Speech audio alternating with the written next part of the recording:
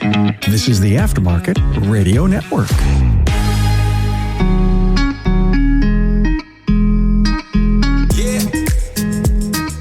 Welcome to another episode of Speak Up Effective Communication, your place for focusing on elevating your communication skills here in the auto repair industry. I am your host, Craig O'Neill, and in our episode today, I want to have you ask yourself a question. Each time today that you receive a notification on one of your devices, I want you to ask, do I need this? Do I need to do something about this right now? This has been a question that has come to mind for a while now as alerts inevitably pop onto my various screens on a daily basis. And I feel like a literal war with distractions in my life. Loyal listeners will have become familiar with some of my growing concerns on the topic, but I do feel that I have begun to find a little bit more balance. And slowly, as of late, at least, I'm going to share what's been working for me. Now, I've been reading a book. I've mentioned it several times. The book that I've been in right now is a recommendation from Carm Capriato of Remarkable Results Radio. The book is Stolen Focus by Johann Hari. Stolen Focus subtitle is Why You Can't Pay Attention and How to Think Deeply Again. So in our episode, I do have some thoughts on the topic, very specifically of notifications, and some of this I've drawn inspiration from this book. My main hope in this is to get you thinking a little bit differently on notifications in your world, maybe even be able to begin to identify some areas where you might be allowing your own devices to compromise your focus. Of course, we have a word of the day, and the word today is frenetic. Frenetic is the word of the day, and we'll define that for you after a word from our sponsors. With the Institute's coaching, leave a legacy that endures, foster careers, and drive community impact. Start your journey today at wearetheinstitute.com/business-assessment. AutoFlow is your partner in technology. With AutoFlow, enhance your client interactions in a single thread before, during, and after the visit. To see how AutoFlow makes it simple, visit AutoFlow.com. Are you tired of juggling multiple tools to manage your auto repair shop? Say goodbye to the chaos and hello to streamlined efficiency with AutoLeap, the #1 all-in-one auto repair shop management software. With AutoLeap, you can sell more, save precious time, and delight your customers with every interaction. Your trusted companion, ShopDog Marketing, is right by your side, attracting the best customers and building long-term growth. Call ShopDog Marketing today or visit shopdogmarketing.com. Supercharge your auto shop with Inbound, AI-powered communication analytics and phone service for your professional shops. Visit callinbound.com. Okay, we're back, and our word of the day today is frenetic. It is an adjective, and it means fast and energetic in a rather wild and uncontrolled way. I love this word. The reason I wanted to use it today is because, well, you listen to this excerpt from the book Stolen Focus. In this excerpt, the author, Johann Hari, writes about a conversation that he's having with one of his friends who was getting, of course, notifications for things that he did not want. So I will quote, "All this frenetic digital interruption is pulling our attention away from our thoughts, and I think we're almost in this constant stimulus-driven, stimulus-bound environment, moving from one distraction to the next. If you don't remove yourself from that, it will suppress whatever train of thought you had." That is a quote from Stolen Focus, Why You Can't Pay Attention and How to Think Deeply Again by Johann Hari. And I loved this quote with that phrase, that simple phrase, all this frenetic digital interruption. Ooh, it's a good line. I think that was spot on. And for any of us that feel like we're in this constant stimulus-driven, stimulus-bound environment, oh my goodness, it's our world today. I was in the waiting area at a local dealership getting some routine maintenance done on my wife's vehicle.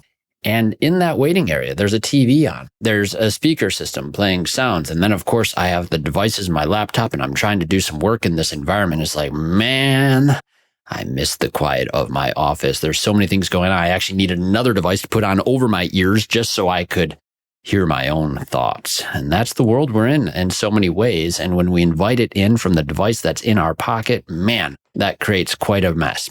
The consequences of distractions, I feel, are very, very real, not just for being task-driven, but just in our creative thoughts and moments where we even have this healthy mind wandering. If you pick up this book, Stolen Focus, you're going to understand that there's multiple sides of our focus. It isn't just the spotlight focus, but it is that sometimes that baseline mode where our brains can just actually relax, and the tension relief that you'll feel on this and the lower anxiety, all the things that can go with this. Wow, we've really created a mess for ourselves. But Hari also mentions in the book that a simple distraction, you think it's just going to take you a minute. He actually says, and I'll quote here, a distraction such as looking at an image from a friend pulls the average person away for up to 20 minutes. That's the average person. I'm an average person. Good chance I'm talking to a lot of you, you're average people too. 20 minutes is not 1 minute. That's a substantial amount of time. And then, wow, the day goes so fast and all these things. Wow. So if you look around and you see the distractions are everywhere and you recognize that, okay, we as people now have this habitual tendency to scan for them, even in our own pockets or even on our own wrists, that's a problem. So take a second, round you right now. Maybe you're in traffic. Maybe you're in your state of business, or maybe you're out on a walk and there's other people around in the parks or anywhere nearby. How many people do you see right now that are engaged or distracted by devices instead of just looking around and enjoying the environment around them, eyes up, looking outward? Good chance it doesn't take long for you to identify a lot of people heads down. Now, I don't want anyone to feel bad about this, judged or criticized or condemned, any of those things that we often try to avoid here as we are a communication podcast. But I do want you to just recognize for a second and give yourself some grace that this world that we've inhabited now with these devices, this has been engineered. As an individual, yes, we're going to talk. I think there's some disciplines that we can apply as individuals, but it is not purely up to you in the same way that dietary issues are a discipline in this world today. But yet and this is an example that Hari even makes in his book, like, hey, the food system has been engineered a certain way that it has some ramifications on people, and there's some rather addictive food. And hey, we have addictive technology too. The individual alone, the odds are against you. The odds are severely against you to be able to get this and rein it in by yourself. So I'll say, like all modern humans, I too do struggle with distractions, but I do think I have some new tendencies that I've developed, some old tendencies as well, that are very simple, very reasonable disciplines regarding notifications. So I'm going to share this today. And I do feel sometimes a little bit old-fashioned on this, but as I discussed recently in episode 35 with my friend Darren McClay, I do feel that I came of age with technology enough to appreciate a slower pace of information than what a lot of folks have found engineered around them now. Certainly the reality for my kids, very different than my reality when I was their age in those teenage years. But here we go. My thoughts for less distractions and being more present, be it with your own thoughts or for the people you are with. We're going to go through 10 things here. Number 1, I feel this is the easiest thing to do. Silence your device. I don't care what tech ecosystem that you're coming from. I make a lot of jokes about Apple versus Android, and I'm a bit more of an Android fan, but I have an Apple right now, and I'll show you here on the camera here too. I'm demonstrating. There's that little switch on the side. There's a little red line on mine because that silent switch stays active all the time on my phone. It is extraordinarily rare and would be very, very like focused purpose that I would ever flip that off. I'd have to be expecting a call and my device can't be on me or something. I can't even think of a time where I have turned it off at any time lately. The point is, you have this superpower mechanism on pretty much any device you have to cut out those distractions. But I'm going to say this, it's not just for you in that context. It's for the people that you're around. If you're in a space where there's other people around and you have noisy distractions, whether it be a text message chime or a ringtone for a very specific friends, and the volume is cranked up, it can really disrupt things. And we've all seen this in church, in school, in classrooms, and conferences, where that alert is a nasty distraction to those you're with. Mine, it's pretty simple. I do check it. Sometimes, when the speaker asks you to go and silence your devices, I still look at it just in the offset chance that I had this weird moment where I might have turned it off, even though it's probably been like this for a few years now. Silence the device, turn it off. It doesn't have to be with that switch. You can do this in a number of other ways too, but silence it. That's tip number 1. Tip number 2 is don't keep your devices in your pocket when you're at home or at work. For me, when I was working as a technician, the device was in the toolbox. No chimes, no noises on my device then because it didn't matter in a loud shop environment. I couldn't hear the thing half the time anyway. And I can freely walk away from my phone and not feel too much anxiety.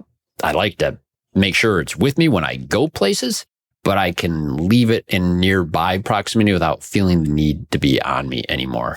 Just did this recently this past weekend when I was at church and just left the phone in the car. Yeah, there might be people that need to reach me. We've had cases of that, but I'm not going to look at it anyway. So when I am ready to go check messages, I'll go and do that. People know where I am. If there's a real emergency, good chance they know some of the other people I'm with. All the excuses that we would have to have the phone on us do kind of go away when you start to analyze things. The point is, I just don't like having it on me. I'll look at it is what I'll do in some of the cases. At home especially, like I see this too. Family time, even watching a movie. Kids will sometimes have the phone on them and they'll start looking at it while we're watching a movie. And now they're having their own isolated experience instead of the shared experience of the group.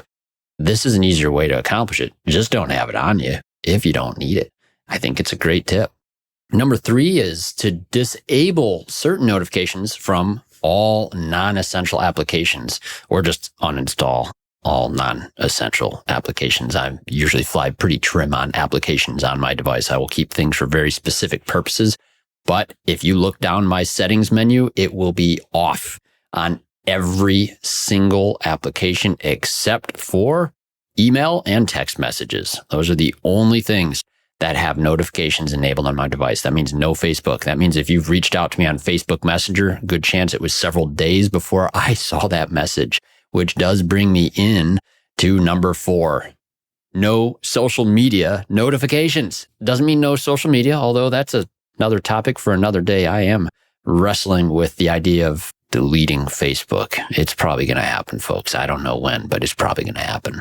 But the point I want to make on this is that not allowing notifications from social media is probably, in my opinion, one of the most healthy ways you can still engage in social media, because when you aren't being pulled into it by something else with a push notification on your device, you're checking it at an interval that you want to do it in. And that's a lot better. That's also why some of you I am friends with on social media. You'll notice that it sometimes is many days between when you send me a message there and when I respond. There's also good likelihood that when I do respond, I tell you the better way to reach me. Imagine taking on each day with a team that cares about doing more. They're motivated, skilled, humble, and hungry. They're invested in your shop's success because that success helps them do more than just sell jobs and fix cars. At the Institute, we believe a thriving business is built on its people.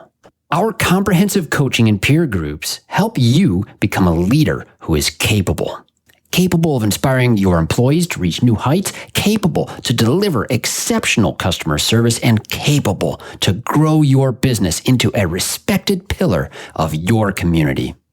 Start your legacy at wearetheinstitute.com/business-assessment.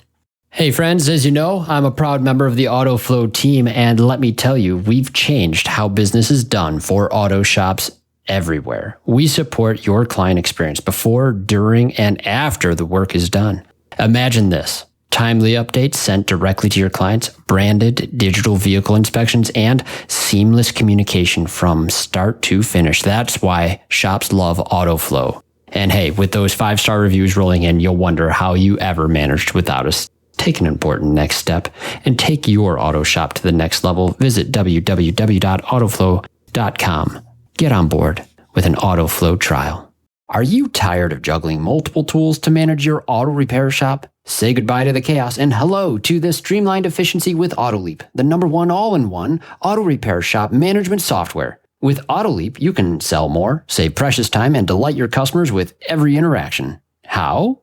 By harnessing the power of cutting-edge technology that brings you real-time actionable insights, from scheduling appointments to creating estimates, generating invoices, managing technicians, and seamlessly syncing with QuickBooks to keep your records updated, AutoLeap does it all for you. Visit AutoLeap.com and book a demo today. Want to see your auto repair shop thrive?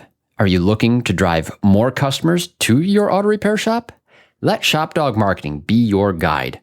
Our customer-first approach, combined with AI-driven creative content, ensures top rankings. Dominate mobile first and voice search with our specialized expertise. Reach out to ShopDog Marketing today and start growing your business.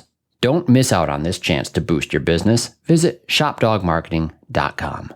Inbound has exclusively served independent auto repair shops with expert communication solutions for years. Our robust VoIP platform ensures you stay connected while our industry-leading AI analytics take your business to the next level. We provide the tools you need to understand your customers and optimize every interaction. Choose Inbound for proven expertise and unmatched innovation. Visit callinbound.com and discover the difference we can make.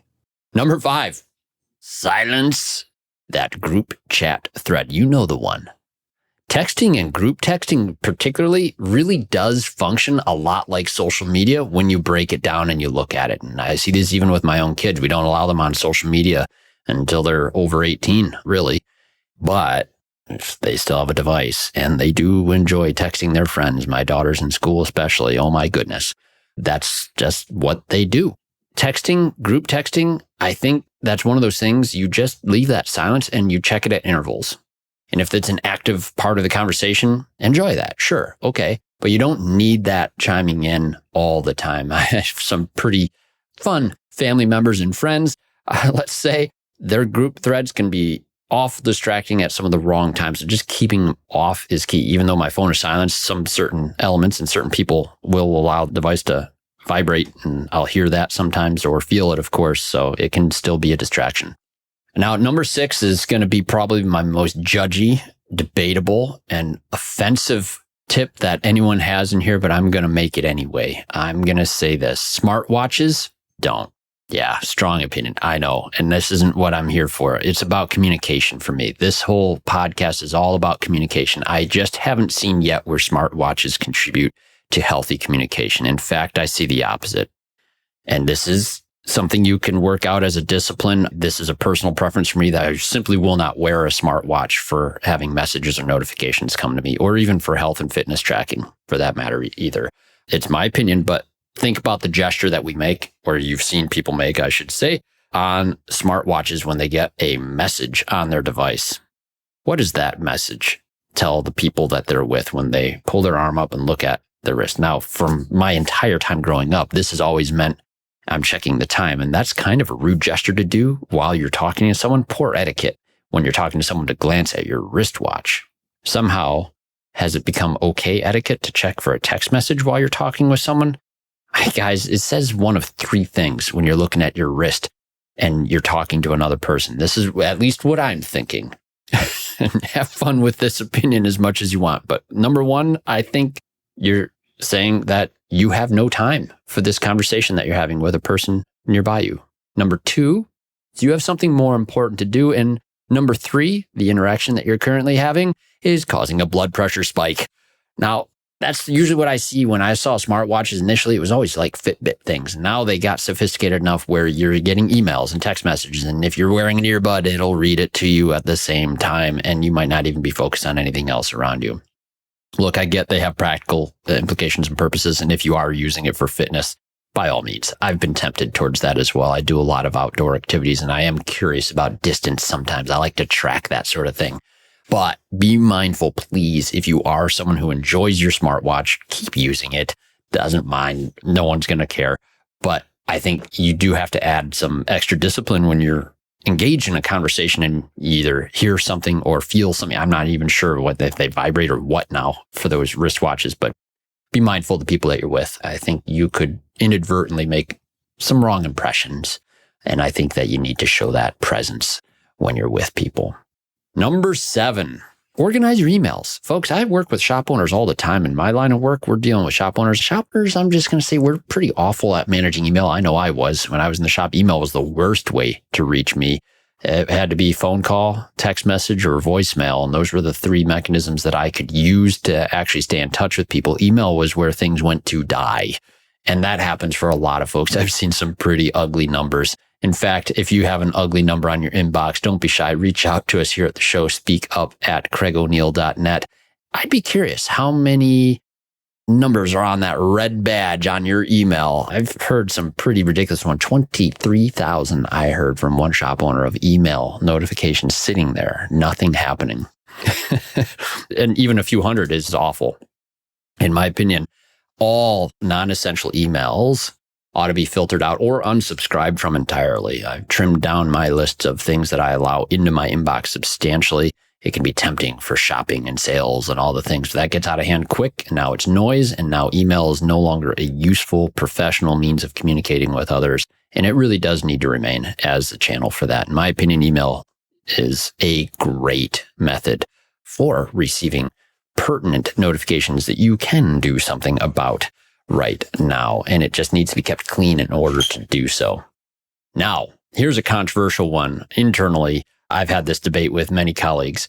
Email away messages. Are they okay or not? I say they are. In fact, the way you construct an email away message, I think, is what makes it okay or not. And I get both sides of this argument. The other side of the argument says that, well, if you believe that this message is important, an autoresponder is not actually communicating to someone that their message does matter. In fact, it's the opposite. You're saying that their message doesn't matter. Well, here's the reason why I think email away messages are okay.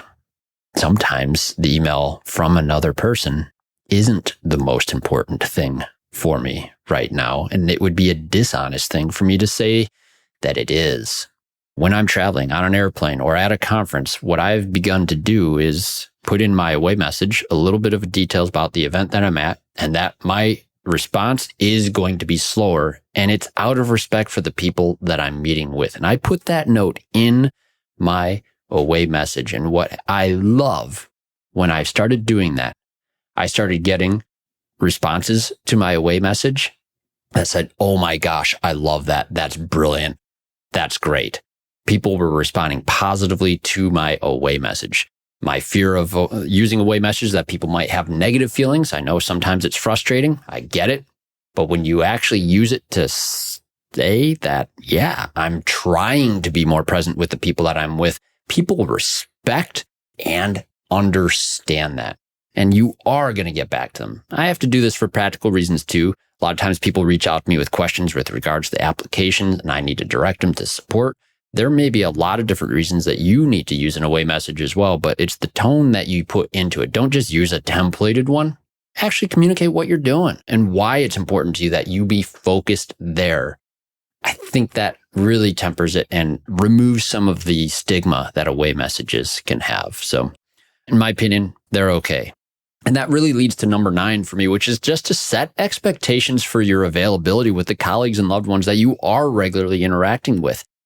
I usually will tell my colleagues, my friends, and family members, it is literally okay to reach out to me anytime. Now, you might be thinking, wow, that's a ridiculous boundary there, Craig. You've now established this, that there are no boundaries for reaching out to you, and that's absolutely true. It is 100% absolute fact. You can reach out to me anytime you want. You know why it's okay?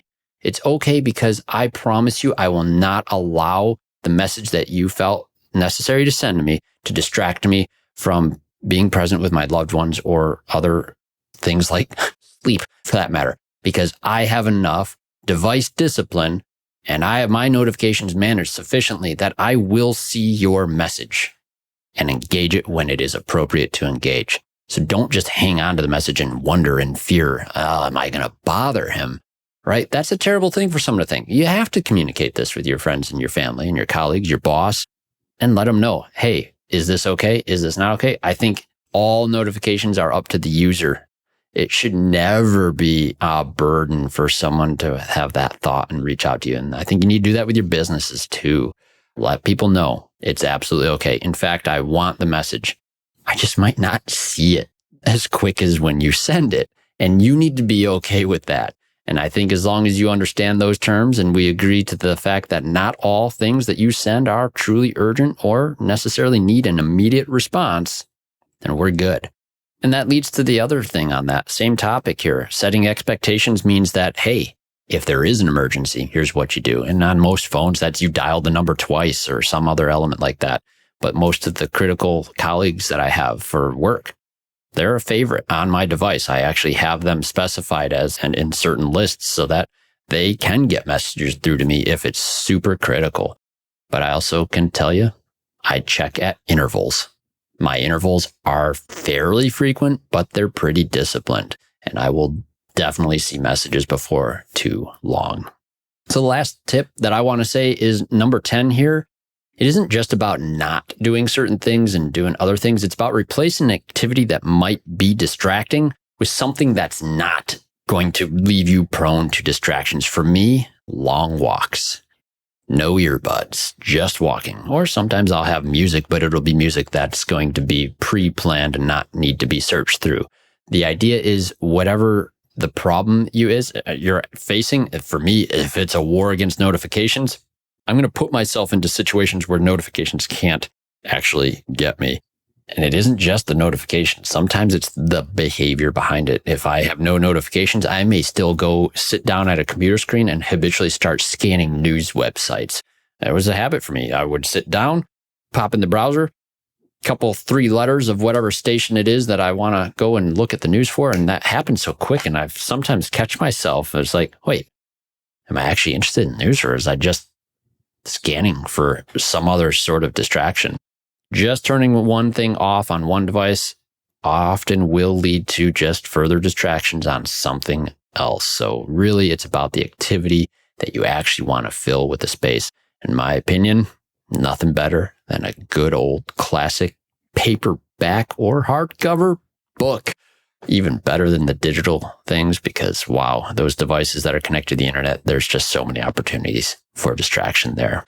The funny joke, I had not heard this term, but a friend of mine who's occasionally will go and play games with their kids or video games and do very poorly sometimes because there's a lot of people who only play video games.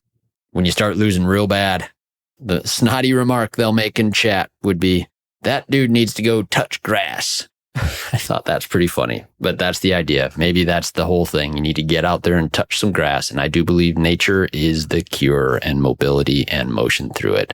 This will not be an episode about rucking. But hey, those are just some things that I've found. Device discipline, folks. It's definitely going to be up to you because I don't see big tech companies being more incentivized to want to get your eyes off of their products. They need your eyes there. That's how they make their money. And when you are aware of that, you are going to be aware that it is going to be up to you for the foreseeable future.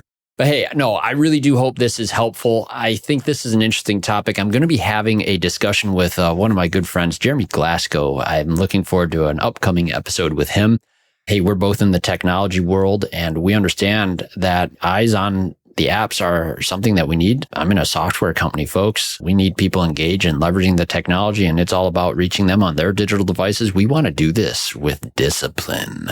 And I am looking forward to that conversation with Jeremy. So we'll see about that. But hey, folks, this has been a fun episode for me because this is a topic that I've been kind of passionate about. I'd really be interested to hear if you have a strategy or technique or something you would like to share with our audience. Please email me, speakup@craigoneil.net. O'Neill has 2 L's, CRAIGONEILL.net, speakup@craigoneil.net. I appreciate hearing from you on anything, any comments, feedback, something that was helpful for you on this, or just perhaps you'd like to join me as a guest on the show, speak up about a topic of something you're interested in yourself.